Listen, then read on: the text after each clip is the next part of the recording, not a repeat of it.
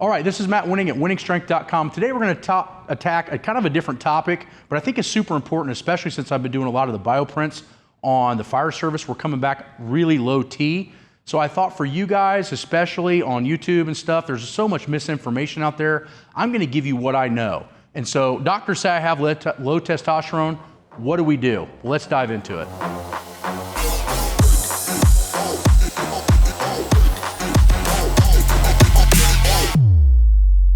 Okay, so at the doctor's office, you get a testosterone panel done, and they're going to come back with this number, and it's 250 to 1,000, right? That's a big range to be good or bad. And in reality, you want to be as far away from this 250 as possible, but this is the range, right? The nanogram for deciliter. So that is the big thing we have to start focusing on. If you're more in this range, which we're finding more and more often in the male community in the United States, how do we fix that, right? We want to be higher level, right? We know that if our testosterone levels are better, our energy's better, we recover better, we sleep better, and our body is more healthy. Now there's an opposite side to that where we go too crazy, like professional bodybuilding or any of these other things. These guys are up in like the 2,000 and 3,000 range. Well, that's completely opposite. We want to be in a healthy range. So how do we attack that? Well, we should probably try to fix it first naturally. I find that if a doctor is automatically going to put you on testosterone replacement because you come back low T, they're basically putting a Band-Aid on a bullet hole. We don't know why that testosterone level is low, so just replacing it with a shot or cream or pellets may not be the best way to go. And a lot of good doctors will not automatically give you low testosterone injections or anything of that nature unless they start to play with this other stuff I'm about to show you. So one of the big components to making testosterone in the body is zinc or lack thereof. Now there's a couple reasons why zinc may be low, and we're not really sure why we have absorption issues or may be deficient in it, but we do have some key markers. One is if we've used antibiotics a lot, we can have a problem absorbing zinc. Diabetes and just lack of good health can also cause this to be a major issue, and diabetes is becoming a huge problem in the United States, which might be starting to cause the problem between zinc deficiency and low T, okay?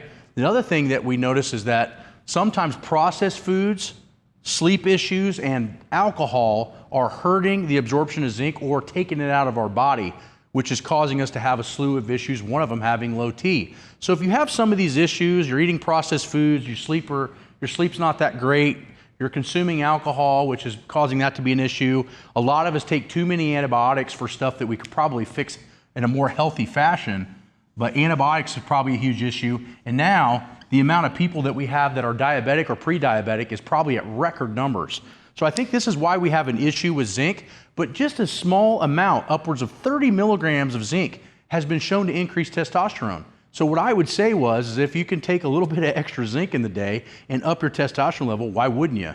Now you can get some of that zinc from eating more meat and seeds and nuts, but I would say that be cautious because that doesn't mean you can go to McDonald's and have a cheeseburger. It means that you want to select good meats like fillets, high quality ribeyes, Angus beef, things like that, and eat those types of things, and your zinc levels probably will be pretty sufficient. But I have supplemented with zinc for the last 3 to 5 years. I've noticed a big difference in that. So zinc is one of those crucial players.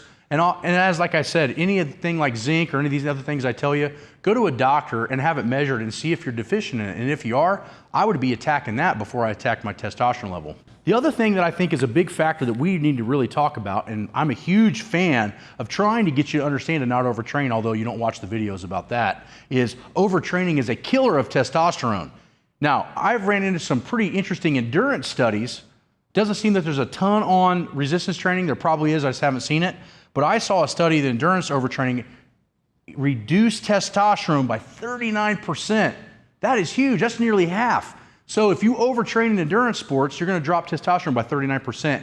And I would almost guarantee you that that is going to be exactly the same with anaerobic sports. So if you're training so hard that your testosterone level is kind of hitting the floor, you're not doing any good. You're basically flooring your car with no gas in the gas tank. So we know overtraining is going to be a big issue, right? So if that's the case, then maybe it's better just to leave a little bit in the tank all the time so you don't mess up your endocrine system and keep your testosterone levels at optimal.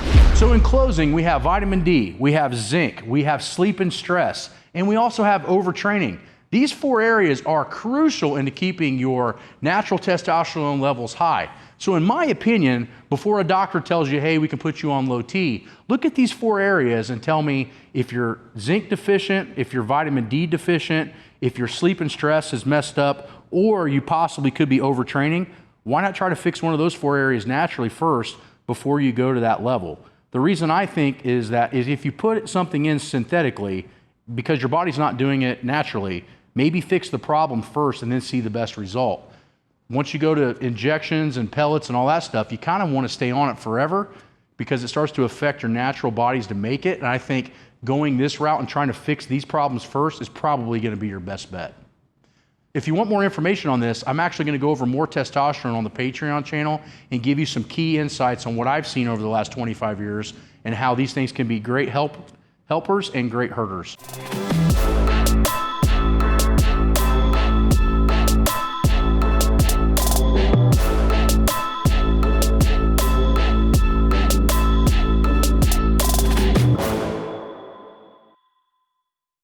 So in closing, you don't want to be one of those juiced up meathead guys that has no technique, not sleeping correctly, not eating correctly, taking a bunch of drugs for no reason.